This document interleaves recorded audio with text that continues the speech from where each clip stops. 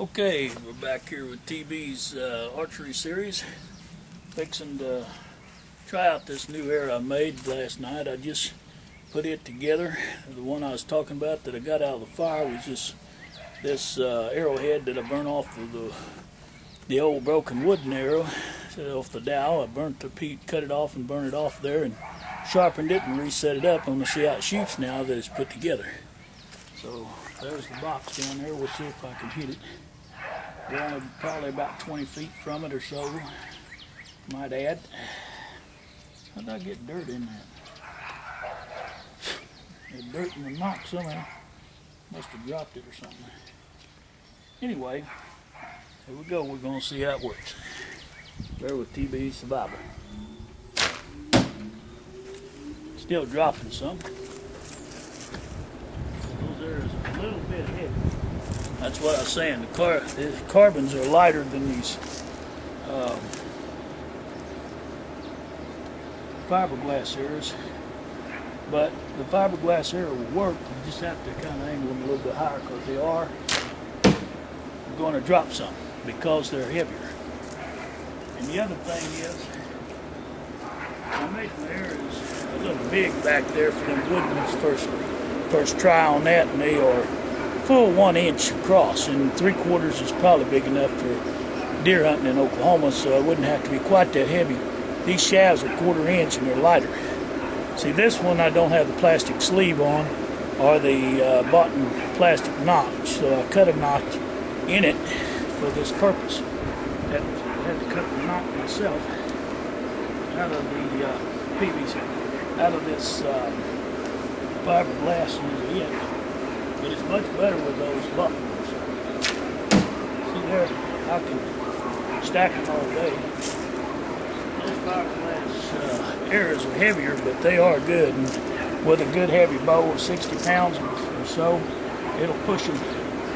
It'll push them arrows anyway down there. With this type of bow here, it's like I said, it's a survival bow. It's not a top quality bow. It's just something that get into archery cheap and inexpensively. It's only, like I say, cost me $25–30 to make. Not too much. And you can kill deer all day long with it, or anything. Once you get practice up, I'm blind, so it's hard for me to see at my age, but somebody with good eyes and stuff could probably have no problem bringing in game.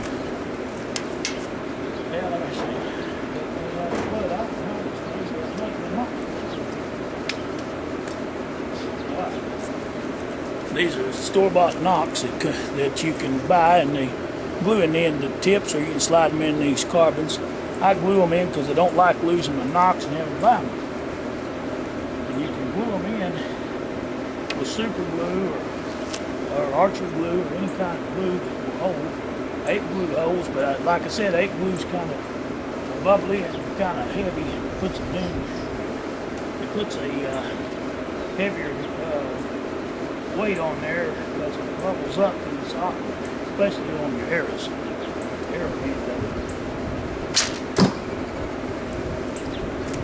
That right there will get you some game, and it's cheap and inexpensive. No problem to build. Like I said, this is just a PVC bowl made out of nothing but PVC water pipe. I got 1/2 inch, 3/4, and 1 inch PVC put together. I put the 1/2 inch inside the 3/4 and the 3/4 inside the 1 inch. And then I just took and cut my notch this way and figured out which side I wanted as the belly of the bow, and this is the belly. And this is the back side of the bow. Now, it is not a center fire bow, by no means. None of them are. Even when you make a wooden one, you won't find a center fire bow. Now, there are some PVC bows that are center fire, and backyard Bowyer, or Bowyer, let me get that straight, Bowyer, he had made one that was center fire out of PVC, and that was pretty cool up on YouTube. Not too bad a rig. I saw him do it. If you go up there and type in backyard Bowyer, he'll come up on his site and you'll see what I'm talking about. That he's got a center fire bow. PVC bolt. So, right there.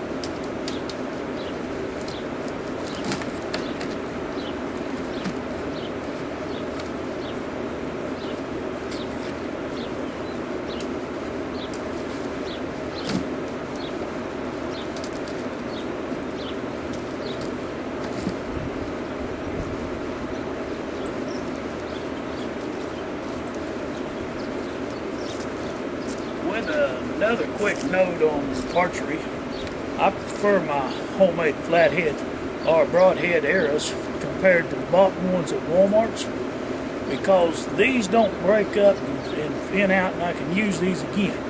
Those little skinny fins, I don't have one of them out here right now. They're okay, they bring down a deer or whatever you're hunting. But that, what I don't like about them, you can't reuse them unless you go back and buy the fins and put in there little razor blades that goes to them. These you can make at home. I don't have anything tied up in this steel. I had found this here galvanized sheet plate, galvanized plate steel, and cut these arrowheads out of. And I could probably make 20-30 more of them if I wanted to. I've got enough steel left in just the panhandle part of it. In other words, I had a piece of flat iron galvanized steel that I cut these arrows out of, and it looked like the state of Oklahoma because it had a strip cut out of it. It looked kind of like a panhandle. Well, I cut that panhandle part off, and that's what I made these arrows out of. I still got a piece of galvanized flat square sheet of galvanized. I could probably make 500,000 arrows out of it if I wanted to. But I probably won't use it for all on arrows, but I could if I needed to. These here are just field points that you buy at Walmart. These are carbon arrows, much lighter than those fiberglass that I was using. They're a little better. This part is, but I'm going to rig up a deal of some kind. I'm going to do some welding, or maybe not welding, but forging if I can. And I'm going to put the threads on the homemade arrowhead like I build, where you can screw them right on there eventually. I'm going to do that right on the video when I start forging again, working off my blacksmith forge, when I start building stuff. And I'm going to forge that stuff together just as soon as I find me some Mule Team 20 I'll get my brain, I can't think of the name of it. Mule Team 20 borax, I believe it is. If I can find some of it somewhere, I'm going to buy a box of it. It's for soldering your metals together, just like making eye hooks and whatever. Well, I'm wondering if I can do that with these. Only put on these broadheads. What I'm wanting to do is solder an all thread bolt that's this size. These are probably look like 1/4 inch or fine threads, whatever size these are for your inserts, and build them like this. Then I could take my shafts here, or even the 3/8 shaft at least. I don't know about these shafts because these are quarter inch, but I can get 2 arrows out of one of these for $2.49. Is what the whole shaft cost, and I've gotten 2 arrows out of this here one rod. So you can figure about half that, probably about $1.55 in that part of the arrow just for the shaft. Then you got the, I don't know, I paid $3 or $4 for a bunch of these plastic knocks.